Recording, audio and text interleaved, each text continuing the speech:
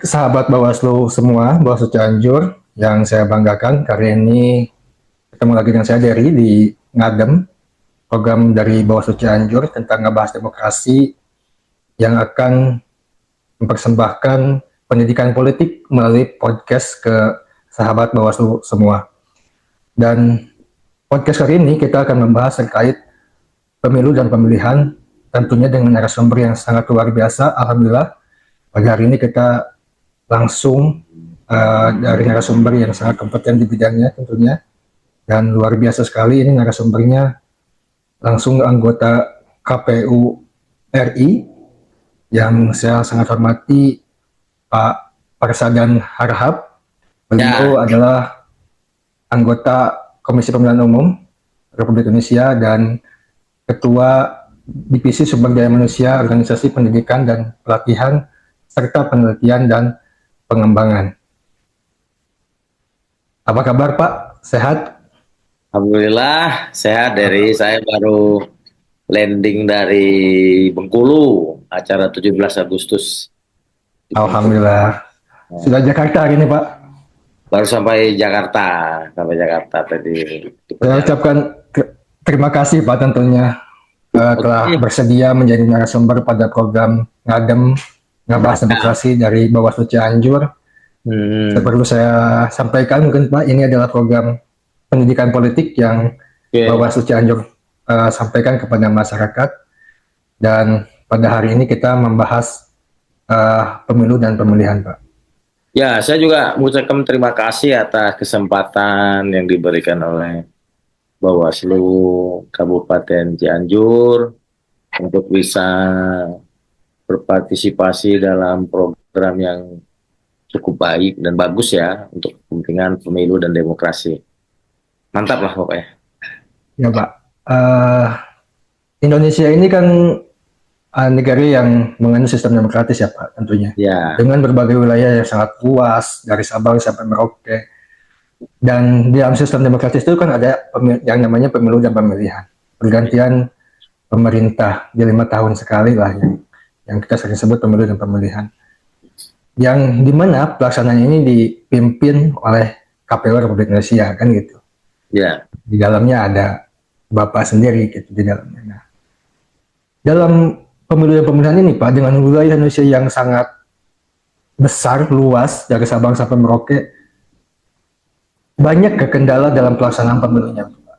Kendalanya apa misalkan yang menjadi hambatan dalam pelaksanaan pemilu itu apa, yang pemilihan itu Pak? ya, baik ya. Sebenarnya kalau bicara pemilu ini kan merupakan konsensus nasional ya, siklus Ya, demokrasi yang kita sepakati secara nasional per 5 tahun kita mengadakan pemilu dan pemilihan. Bahkan di tahun 2024 kemarin kita melakukan pemilu dan pemilihan itu pilkada orang menyebutnya ya, ya, ya, secara serentak ya, serentak di tahun 2024. Nah tentunya kalau bicara soal tantangan, karena memang kita memahami bahwa Indonesia ini cukup luas ya, cukup luas secara geografis, eh, apa namanya, kita juga memiliki banyak sekali daerah 3T ya, yang kita sebut itu. Ini kalau kita bicara Indonesia ya, ya, terluar, terjauh, terisolir gitu ya. Kita itu luar kabel sekali. Nah ini memang tantangannya pasti beragam, ya. Beragam banyak. Tapi itu semua kan menjadi sesuatu yang harus kita hadapi. Saya kira sama saja ya, baik KPU maupun Bawaslu dalam konteks pengawasan kan menjadi satu kesatuan fungsi dalam penyelenggaraan pemilu bersama DKPP. Nah, memang yang kita rasakan ya dari sisi KPU ya ya, penyelenggaraannya memang kan kita leading sektor dan memang KPU ini kan merupakan administrator utama pemilu namanya begitu.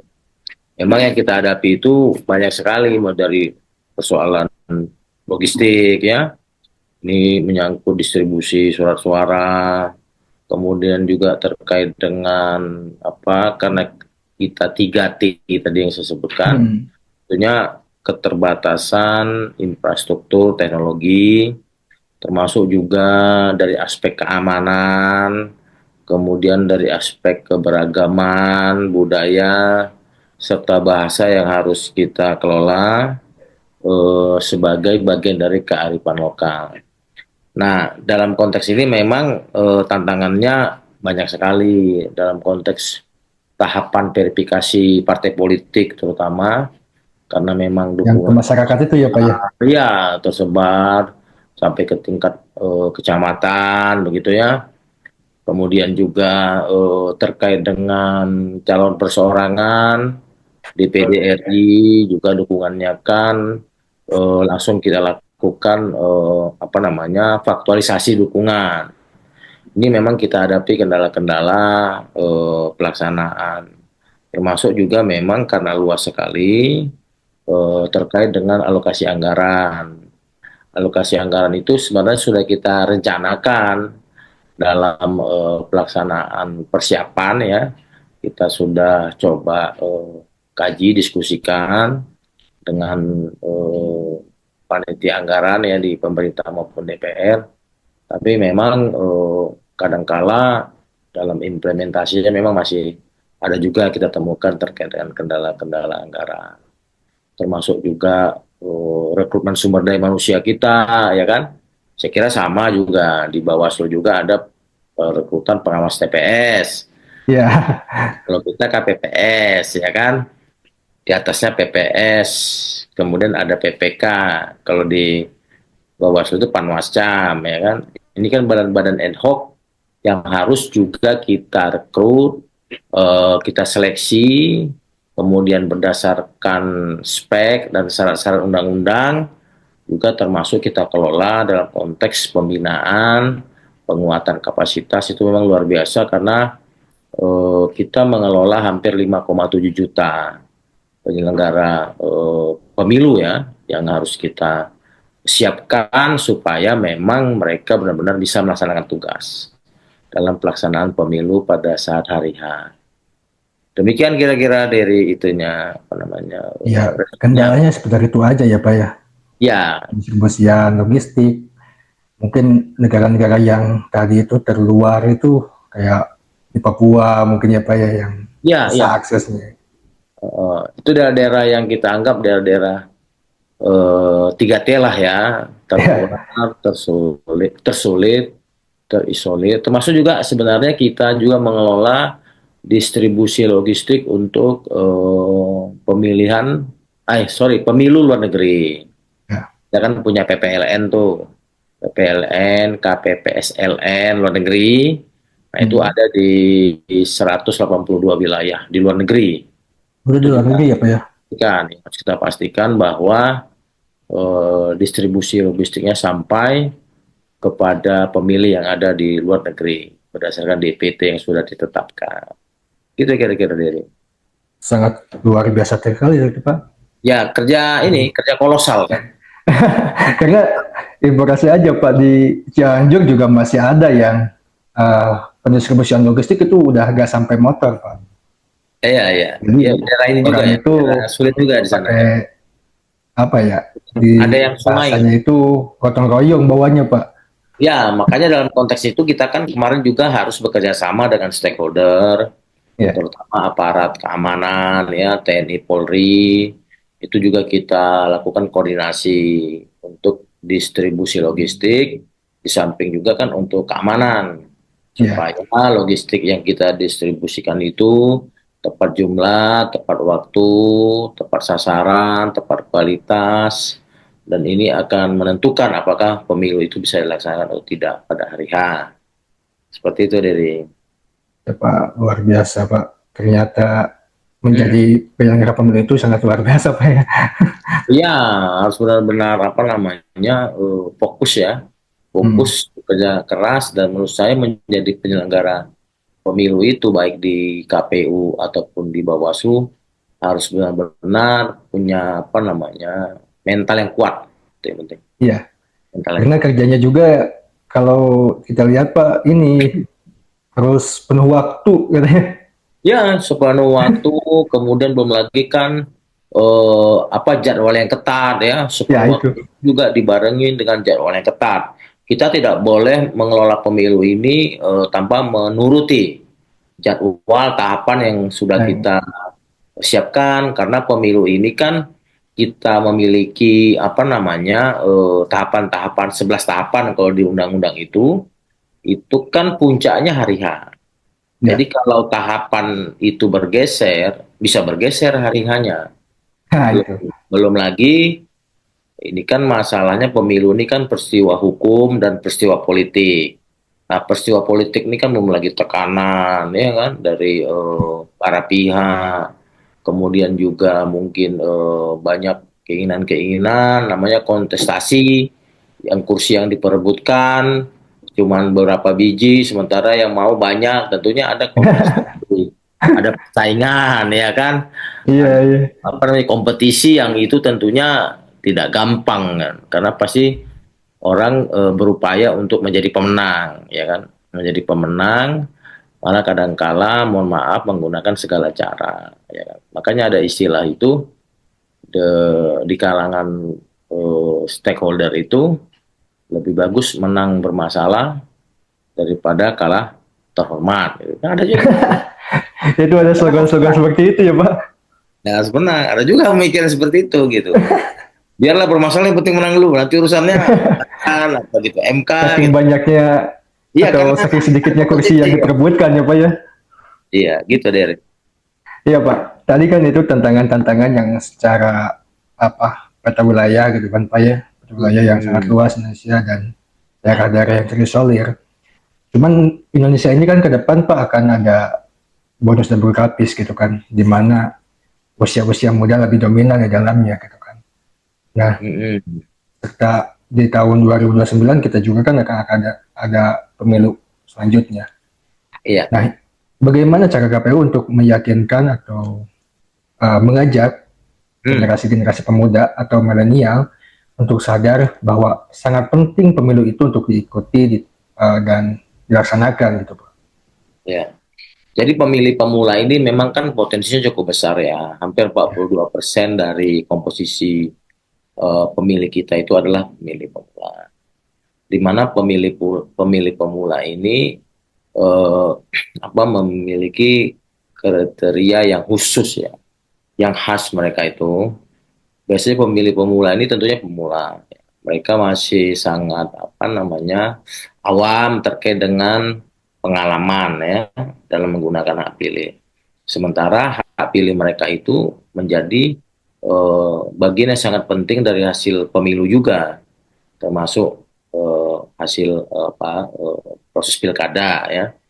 Nah, maka begitu kita pahami mereka ini memiliki potensi yang sangat besar dan bisa menentukan arah kualitas pemilu ataupun pemilihan, makanya memang kita memberikan penekanan yang khusus kepada pemilih pemula. Kita memang melakukan sosialisasi yang gencar ya kepada pemilih pemula agar tentunya pertama mereka mau menggunakan hak pilih. Ini penting. Karena memang kadangkala karena keterbatasannya apa namanya edukasi ya, memang kadangkala sebagian pemilih pemula ini kan cuek ya, cuek. Apa itu pemilu? Apa sih gunanya pemilu? Gitu. Apa sih kepentingannya pemilu? Padahal dengan potensi yang mereka miliki sangat besar itu, sebenarnya hasil pemilu itu akan memberikan pengaruh yang besar kepada masa depan generasi muda. Contohnya generasi muda ini kan sebagian besar adalah para pemilih pemula yang bisa kita katakan ya basis pendidikannya kan menengah ya, pendidikan menengah ke Ya, atas. Kemudian juga kita anggaplah masih juga mungkin masuk kepada kategori mahasiswa. Kebijakan-kebijakan politik yang diambil oleh pemimpin hasil pemilu itu akan menentukan arah masa depan mereka. Kalau kebijakan-kebijakan politik, kita kan pemilu ini kan memilih pemimpin legislatif dan ya, apa namanya cukup. eksekutif kan? Ya, Kan dua ini, kan ya, pemilu ini ya, kan memproduksi pemimpin legislatif dan pemimpin eksekutif. Tentunya dua kepemimpinan ini yang akan mengambil kebijakan. Nah, kalau mereka tidak peduli, bisa jadi nanti pemimpin yang terpilih adalah pemimpin yang tidak pro kepada generasi muda. Misalkan, bagaimana memberikan atensi terhadap dunia pendidikan, memberikan atensi terhadap lapangan kerja, kan begitu. Ya. Memberikan atensi kepada bagaimana pengelolaan generasi muda terkait dengan bonus demografi, misalnya. Itu kan pemimpin-pemimpin yang harus punya apa namanya visi misi yang arahnya juga peduli terhadap generasi muda. Jangan generasi muda ini hanya digunakan untuk kepentingan pemenangan, tapi kemudian ya kan setelah menang, setelah memimpin, baik di eksekutif, jadi gubernur, bupati, wali kota, termasuk presiden, jadi DPR RI, DPD, DPRD provinsi, kabupaten kota tidak punya kepedulian. Nah, makanya kita memberikan penyadaran di sana. KPU mempunyai program sosialisasi turun kepada segmen-segmen generasi muda ini. Kita tugaskan teman-teman, tentunya yang paling dekat adalah KPU Kabupaten Kota, termasuk KPU Provinsi untuk melakukan sosialisasi yang masif, ya, sistematis kepada generasi muda. Agar mereka ketika menentukan pilihan itu berbasis kesadaran, bukan berbasis emosional atau karena, mohon maaf, misalkan karena faktor-faktor yang transaksional. Ini yang kita harapkan generasi muda terlindungi dan tidak tercemar. Karena besar sekali potensi mereka tuh, saya katakan tadi hampir Ya. 42%-an ya dari pemilih yang terdaftar itu adalah generasi muda. Baik dia yang tingkat SMA kita anggap maupun yang sudah masuk ke perguruan tinggi ya. Ini kita kita coba sadarkan itu. Kemudian juga kita sentuh idealisme karena generasi muda ini kan ciri khasnya kan masih idealis. Nah, Karena itu Pak. mereka karena mereka belum tercemar. Banyak peristiwa-peristiwa bersejarah di negara kita ini apa namanya digawangi lah gitu oleh generasi muda ya. Ya reformasi itu kan generasi muda. Kemudian kalau kita lihat sejarah perjuangan bangsa itu, bangsa kita juga dulu kan generasi muda itu. Yang sudah yang Tokoh-tokoh terlibat ya Pak ya. tokoh-tokoh itu generasi muda, tokoh-tokoh yang muncul sebagai pahlawan itu adalah generasi muda yang memang terdidik, tersadarkan dan punya keinginan. Nah, idealisme ini yang kita garap, kemudian kita kita coba sentuh ya dari sisi KPU-nya sehingga generasi muda ini mau terlibat, termasuk juga kita punya program kemarin itu bagaimana menggerakkan generasi muda itu untuk terlibat dalam peristiwa pemilu secara langsung. Misalkan ada kita gagas misalkan terkait dengan KKN tematik ya. Oh, itu Kemudian digagas oleh KPU ya Pak? ya itu ada kemudian misalkan kemarin itu kan kampus mereka, belajar mereka itu kita ajak mereka untuk terlibat langsung menjadi badan ad hoc. Saya kira juga Bawaslu ada itu untuk menjadi K, PPS, KPPS karena kan syaratnya kan menjadi badan ad hoc ini kan berumur 17 tahun. Dan rata-rata pemilih itu kan sudah berumur 17 tahun. 17 tahun.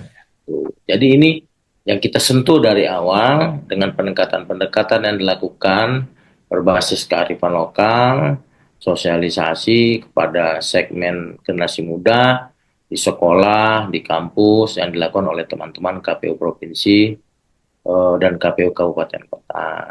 Itu dari. Berarti kondisi hari ini sangat penting misalkan sosialisasi itu dilakukan melalui sekolah ya Pak ya. Ya, Sekolah SMA misalkan. karena begini, kita kan punya data itu. Memang Ya. ketika kita melakukan sosialisasi, mereka belum mempunyai hak pilih.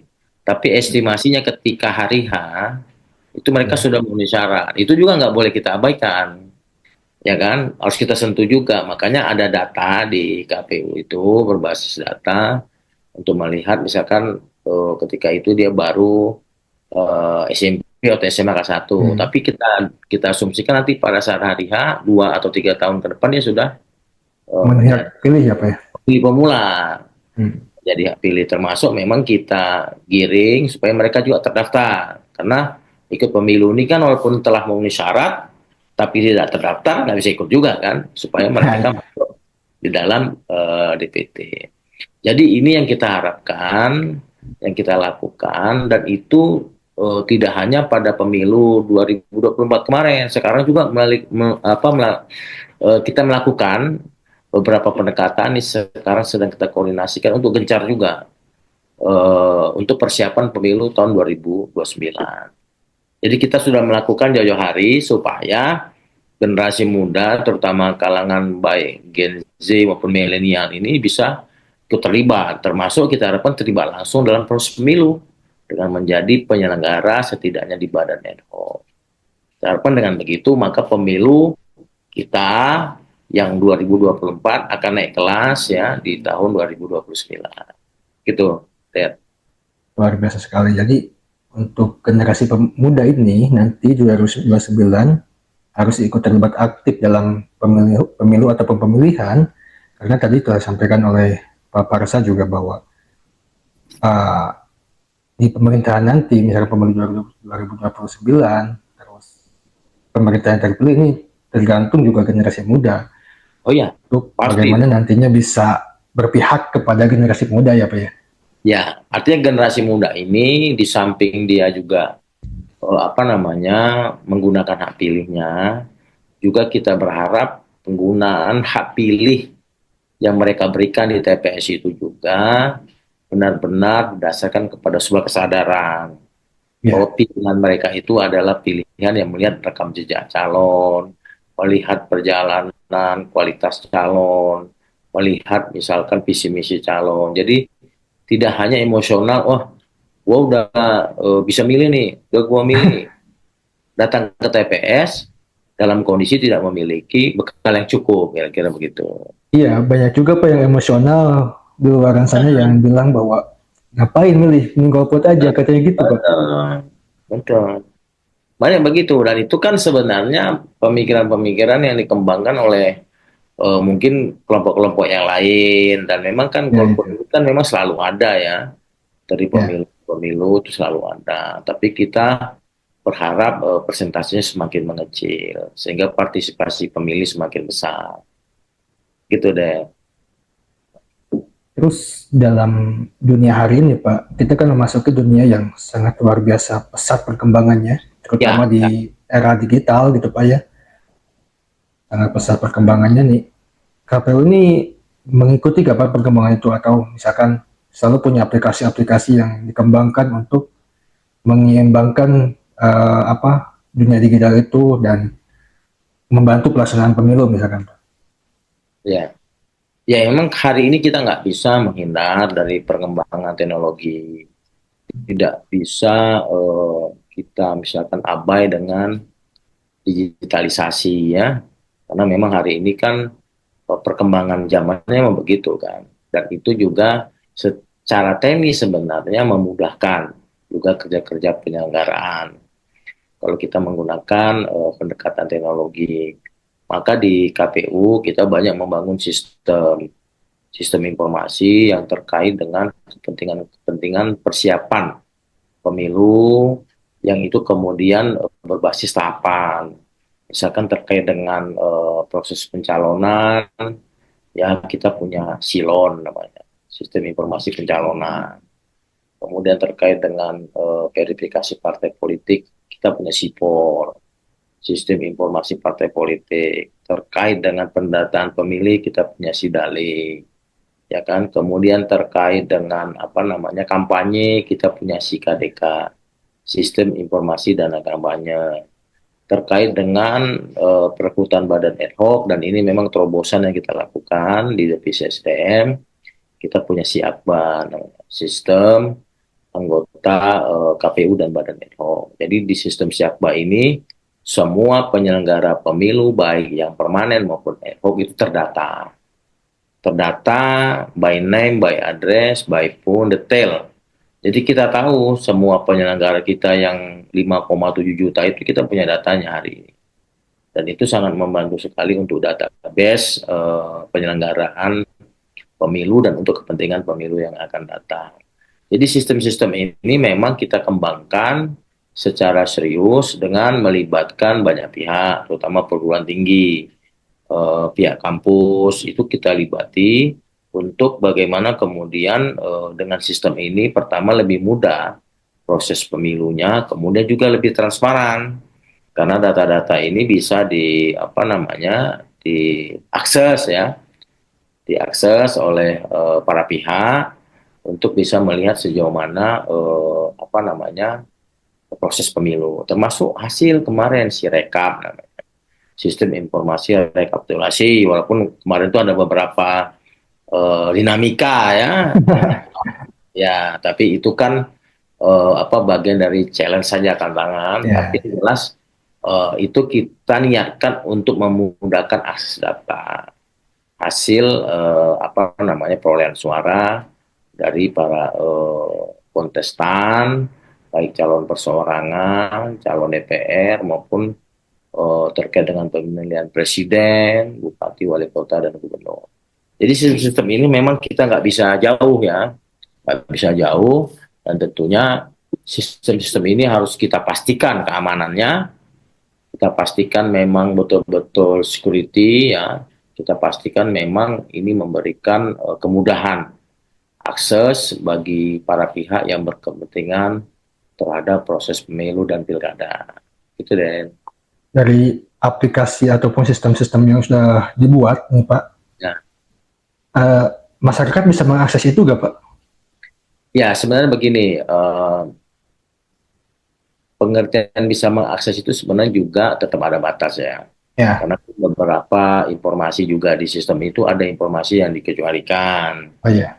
Dan kemudian juga tentunya bagi masyarakat yang mengakses juga memiliki syarat-syarat ya, memiliki apa namanya batasan-batasan yang itu sebenarnya lebih kepada untuk menjaga keamanan data sendiri. Tapi beberapa sistem itu bisa diakses oleh masyarakat, misalkan yang terkait dengan sistem pendataan, terkait dengan apa namanya pemutahiran data pemilih, itu bisa. Setidaknya masyarakat bisa mengakses apakah saya sudah terdaftar. Kalau saya sudah terdaftar, misalkan saya terdaftar di mana, di TPS berapa, itu semua bisa diakses oleh masyarakat. Tapi yang Di Sidalih sifatnya itu ya Pak ya?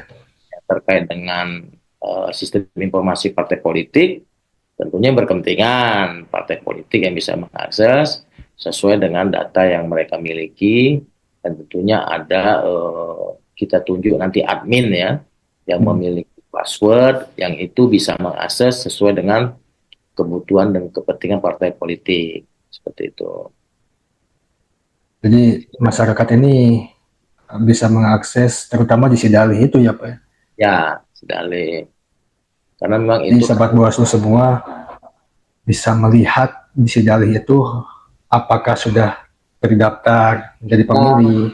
kalau terdaftar itu di TPS berapa, di kecamatan mana, itu bisa. Jadi kita mendorong supaya masyarakat itu aktif juga gitu, karena kadang-kadang kan karakteristik masyarakat Indonesia ini kan pada saat pendaftaran, pada saat pemutahiran data mereka tak peduli.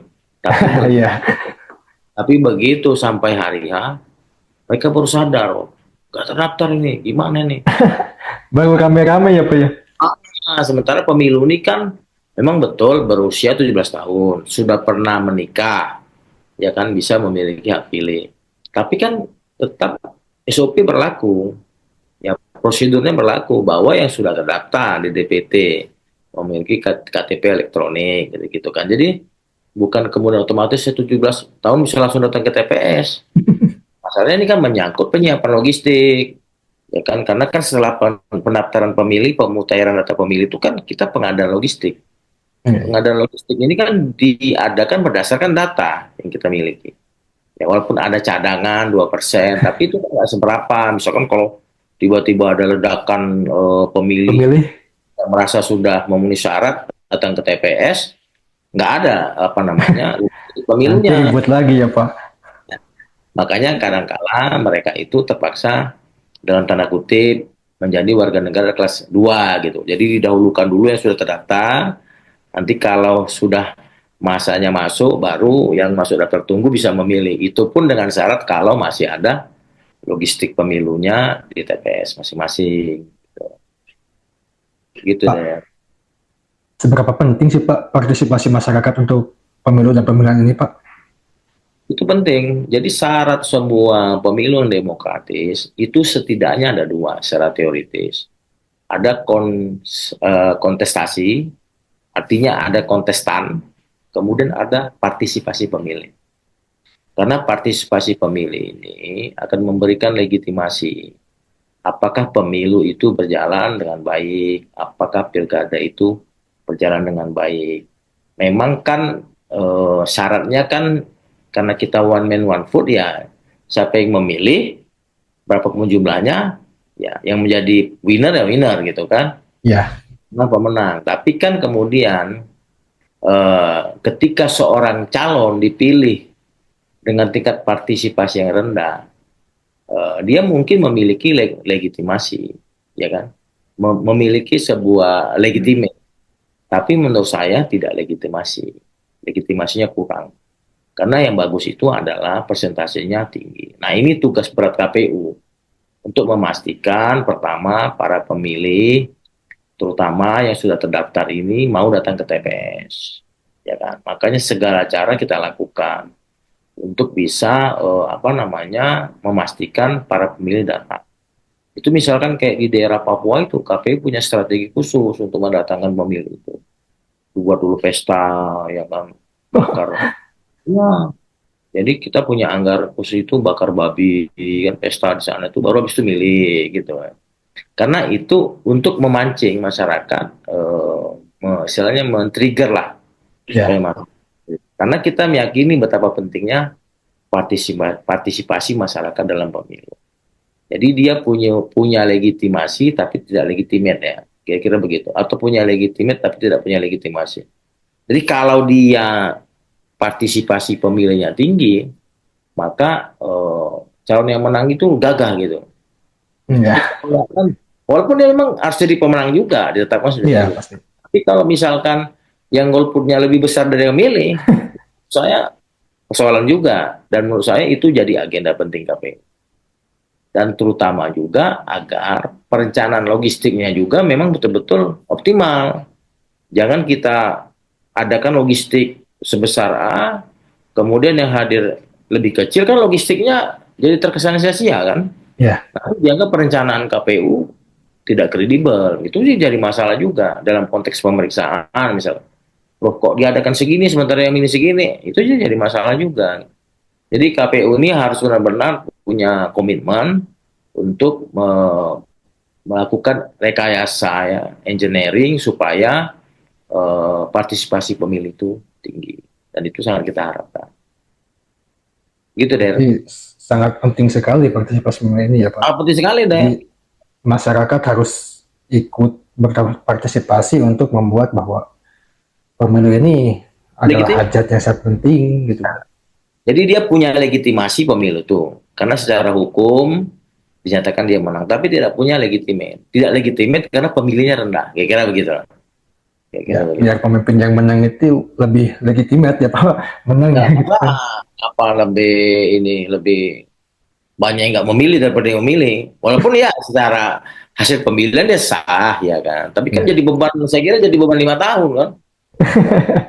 Memilih gitu kan. Nah, bisa iya, diolah juga kan secara politik gitu. Gitu ya, deh. dan acara ini mudah-mudahan menjadi pemancing juga Pak untuk partisipasi pemilih nanti di tahun 2009 kan. Ya, makanya kreativitas ini harus terus kita kembangkan. Ini kan soal kreativitas.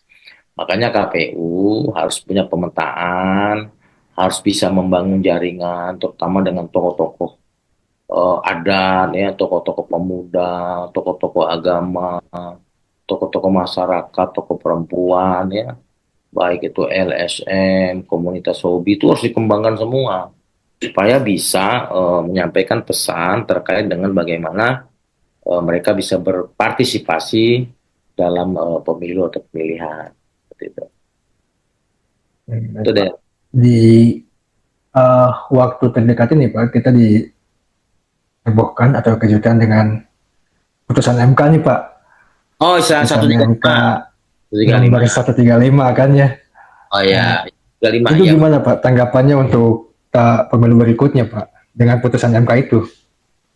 Ya sebenarnya begini, kita kan harus tahu juga legal standingnya. Ya, Posisi penyelenggara ya KPU, Bawaslu itu sebenarnya kan pelaksana undang-undang. ya, Pelaksana undang-undang. Artinya kita bekerja ini berdasarkan regulasi, berdasarkan aturan yang ada.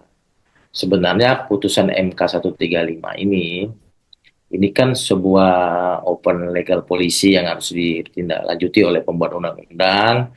Dalam hal ini adalah DPR, ya Komisi 2 dengan pemerintah. Untuk kemudian melakukan revisi terhadap undang-undang pemilu, undang-undang pilkada, dan undang-undang yang kemudian relevan dengan proses pemilu atau pilkada itu sendiri. Nah, ini nanti akan terkait dengan apa banyak hal ya, secara kelembagaan penyelenggara itu seperti apa, kemudian sistem pemilunya seperti apa, pencalonannya seperti apa, kemudian tahapan prosesnya seperti apa. Ini nanti akan dibahas, dibicarakan. Tapi secara substantif saya melihat ya, ya, kalau memang kita melihat putusan 135 ini kan sebenarnya substansinya adalah memisahkan pemilu lokal dengan pemilu nasional supaya memang lebih fokus. Maka kemudian digabunglah pemilihan DPR, DPD, Presiden, ya, Gubernur, Bupati, Wali Kota dengan DPRD Provinsi dan DPRD Kabupaten Kota. Kalau dari kacamata penyelenggara, misalkan terkait dengan isu yang berkembang sebelum putusan MK 135, itu kan ada wacana misalkan pemilihan dibalikkan ke zaman sebelum reformasi. ya, Pemilu melalui DPR. ya, ya, itu, Pak. Nah, DPRD ya, tuh Ya, gubernur, DPRD provinsi, masih, untuk pemilihan bupati wali kota ke DPRD kabupaten kota. Itu kan ada isu tuh, sehingga kemudian ya, mungkin dengarlah ini nanti diesokan, ya termasuk KPU Bawaslu kabupaten kota diadukan ya, Pak. diesokan kan, Dery kan pasti kan nggak bisa muncul lagi nih. Nah, itu Kan nggak bisa ngobrol lagi kayak gini, Pak. banyak yang kemudian di level kabupaten kota. Tapi saya melihat dengan semangat putusan 135, menurut saya isu ini terkikis ya. Karena dengan pemisahan dua fase pemilu itu, Ya, justru persiapannya harus lebih jauh dan matang. Jadi KPU Bawaslu itu nanti secara kelembagaan akan berdampak terhadap proses pemilihan ya, pemilihan anggota KPU provinsi dan anggota KPU kabupaten harus lebih dilakukan jauh-jauh hari sebelum tahapan, dan pemilihan anggota KPU provinsi kabupaten kota itu bisa jadi dilakukan secara serentak. Jadi tidak banyak lagi apa namanya waktu yang berbeda-beda. Kalau di Bawaslu saya lihat sudah relatif lebih sama ya, sama ya. berdekatan. Tapi yang di KPU itu ada setidaknya 13 tahapan pemilihan. Karena akhir masa jabatannya beda-beda. Karena Jadi nggak berbagai, serentak ya, Pak. ya tidak serentak. Kalau Bawaslu saya lihat kan sekali lantik tuh Kabupaten serentak gitu. kok apa namanya segelondongan gitu kan. Nah, Ya, kalau Bawaslu itu kan sekian provinsi, sekian kabupaten, sekian provinsi, sekian kabupaten, maka saya sebagai SDM waktu itu harus membuat tahapan seleksi KPU kabupaten, kota, dan provinsi itu setidaknya 13 tahapan dalam satu tahun. panjang. Kemudian itu merepotkan, mana harus pemilu, mana harus tahapan disiapkan, kita masih Ya, seleksi. Yang di satu daerah itu 6 hari sebelum hari H baru dilantik anggota KPU. Ada juga. Jadi mana yang menyiapkan, siapa yang melaksanakan. Itu kan mengganggu juga kan. Nah, iya, jadi secara kelembagaan saya melihat kalau misalkan nanti ini jadi ditindaklanjuti dalam ya, bentuk undang, ada besar kemungkinan itu seleksinya bisa serentak, deh, serentak. Dan tentunya kita sebagai penyelenggara pemilu ya siap melaksanakan ya apapun putusan undang-undang, karena kita adalah pelaksana undang-undang. Kita bekerja berdasarkan pelaksanaan undang-undang. Kita bukan menafsirkan ya. undang-undang, bukan penafsir aturan. Nah, makanya kita berharap, harapan kita sebagai penyelenggara, cepat dilakukan revisi kalau memang ditindaklanjuti. Walaupun secara politik saya lihat ada juga partai tertentu yang menolak kan, Iya, berbagai macam dalil hukum. Memang kalau bicara hukum ini memang rame dari bicara hukum ini. Sebuah objek hukum, satu objek hukum ditafsir oleh tiga pakar hukum itu bisa Ya. 9. Ya, karena hukum kan. Tapi maksud saya, apapun itu, saya berharap sebagai penyelenggara ya harus cepat diputus. Sehingga KPU juga, Bawaslu mungkin bisa menindaklanjuti putusan itu dengan menyiapkan segala sesuatu terkait dengan kesiapan lembaga. Itu penting. Jadi, jangan nanti harapan kita pada saat pemilu jangan ada lagi regulasi yang di-challenge oleh para pihak sehingga berubah, dapil berubah, syarat calon berubah. Harapan saya sih dengan putusan 135 ini menjadi momentum kita menata aturan. Ya. Jadi di pra-election ini aturan, nanti di electionnya nggak ada lagi aturan yang berubah. Nah, itu. Aturannya sudah pakem gitu, aturannya sudah fix. Jadi penyelenggara itu jangan melaksanakan tahapan-tahapan itu, nanti udah dilaksanakan aturannya berubah gitu. Ada Ya, lagi aturan yang masuk ya, Pak. ya. Jadi sehingga ya mohon maaf lah, ya kasihan juga lah penyelenggara ini kan, Ya itu, Pak. proses politik, proses-proses gugatan, sehingga yang tidak fokus, dan dampaknya apa? Banyak penyelenggara yang kena DKPP nanti, juga dia kan, dipetun, dibawa ke ranah hukum gitu. Maksud saya itu, saya berharap itu begini intinya. Pasca putusan 135 segera lakukan revisi harapan kita ya, dan undang-undang atau regulasi itu fix, jadi masuk ke tahapan ya PKPU Bawaslu tinggal buat PKPU-nya, Bawaslu tinggal buat perbawaslu, turun undang-undang, jadi undang-undangannya udah duduk gitu, udah siap, tinggal yang sifatnya aturan-aturan teknis, tapi itu tidak lagi substantif, hanya teknis untuk mendukung aturan-aturan yang di atasnya dalam hal ini adalah undang-undang pemilu atau pilkada. Demikian deh. Ya, jadi pada intinya kita juga masih menunggu revisi undang-undang Ya, ya, pemilihan pemilihan ya, Pak. ya, karena itu bukan domain kita kan, bukan Ya, hak kita. sudah domainnya Tapi kalau DPR kalau sama kita, pemerintah. misalnya kayak KPRI, Bawaslu RI Ya, mungkin kalau diajak untuk diskusi kemudian memberikan masukan, kita siap hmm. memberikan masukan sebatas pengalaman dan pemahaman kita sebagai lembaga yang pernah menyelenggarakan Hmm. pemilu dan pilkada serentak di tahun 2024. Maksud juga kan dengan putusan 135 ini kan keserentakan itu kan tidak mepet lah. Nah itu tidak seperti kemarin ya, Pak. Rasa sekali kan tahapan pemilu selesai, sudah masuk persiapan Apa pilkada, pilkada ada kan? itu, Pak. Tuh ya, ya agak repot lah ya, Nah, energi dan juga mungkin banyak faktor yang harus disempurnakan lagi ke depan. Gitu luar deh. biasa, Pak. Pak, ini terakhir nih, Pak. Ya, udah terakhir. Harapannya untuk pemilu 2029 gimana nih, Pak? Cepet banget terakhir deh. Udah terakhir ini. Nah, gimana pertanyaannya? Ini Pak, kan 2029 itu kan ada pemilu ya, meskipun kita juga belum ada revisi undang-undang dari DPR dan Ya, pemerintah gitu Pak. ya. Cuman kan kalau kita evaluasi ke pemilu kemarin 2024, tentunya pasti ada evaluasi nih Pak. Ya. Nah, harapannya Bapak secara pribadi nih, hasil evaluasi untuk pemilu 2029 itu gimana Pak? Ya, kalau saya sih berharap ya apapun nanti apa namanya domainnya ya, turunannya, regulasinya, keputusan politiknya. Karena undang-undang ini kan di samping produk hukum kan produk politik ya. Nah, Saya berharap memang semua regulasi itu mendorong ya, agar pemilu 2029 itu lebih baik ya, lebih berkualitas. Kalau tadi saya katakan di awal tuh pemilunya naik kelas lah gitu kan. nah, Karena memang harapan masyarakat juga sebenarnya yang real ya, dari pemilu ke pemilu masyarakat itu kan berharap kualitasnya semakin naik, integritasnya semakin naik, ya kan? Hasilnya semakin naik, prosesnya semakin bagus. Itu harapan masyarakat. Dan tentunya juga harapan kita sebagai penyelenggara juga, penyelenggara dalam menjalankan tugas-tugas yang menurut undang-undang bekerja sepenuh waktu, ya ya, kan undang-undang yang ada sekarang ya, itu benar-benar juga berada pada posisi yang bisa menegakkan profesionalitas, bisa menegakkan integritas, ya kan, bisa melaksanakan semua tahapan dengan baik. Ini harapan saya sebagai penyelenggara.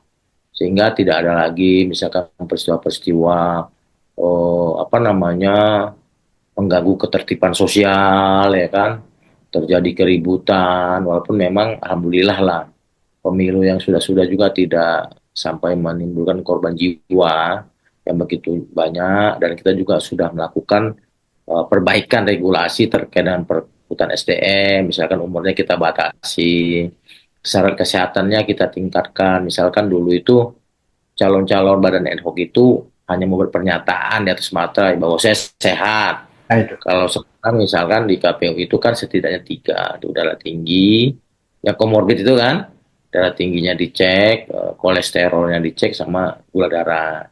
Dan umurnya juga kita batasi maksimal 55 tahun. Ini sebenarnya sinyalnya supaya generasi muda,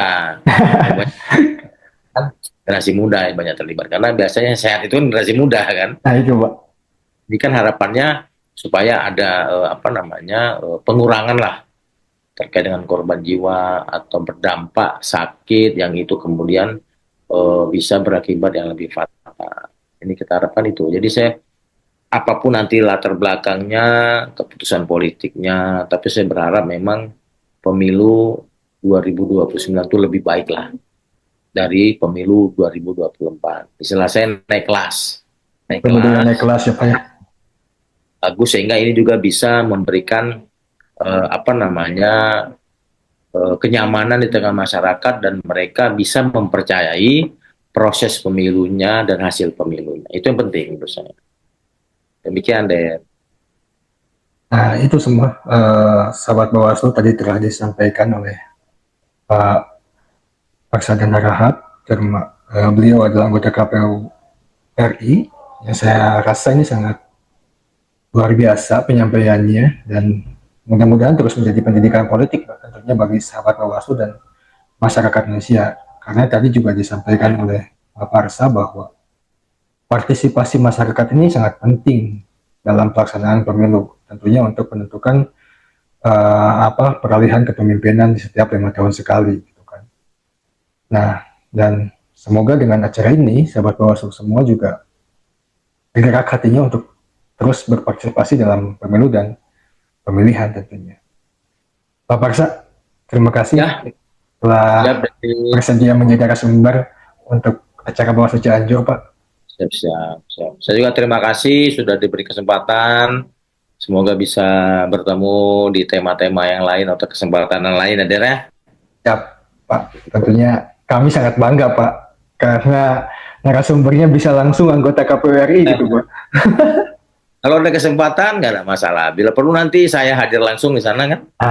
Perlu, Harapan sangat besar bagi kami adalah Bapak hadir langsung ke sini, Pak. saya besok ada schedule ke Jawa Barat, tapi ke arah Kuningan hari Kamis. Kuningan sama Cirebon sih, belum ada arah ke Cianjur. Mudah-mudahan Mudah-mudahan waktu lah, dekat next ada ya. arah ke Cianjur gitu, Pak. Untuk kepentingan pemilu dan demokrasi kita siap melakukan apapun kan gitu. Mantap, luar biasa, Pak. Saya kira ini obrolan yang sangat menarik, dan bagi saya ini sangat luar biasa bisa ngobrol dengan Bapak kayak gini. Terima kasih sekali lagi Pak Sama, telah Den. berkenan Salam sehat hadir ya. dalam acara Bawaslu Kabupaten Cianjur, dan Bapak mudah-mudahan sehat terus Amin, dan amin, sama. panjang umur tentunya, Amin. dan selalu bermanfaat untuk Indonesia.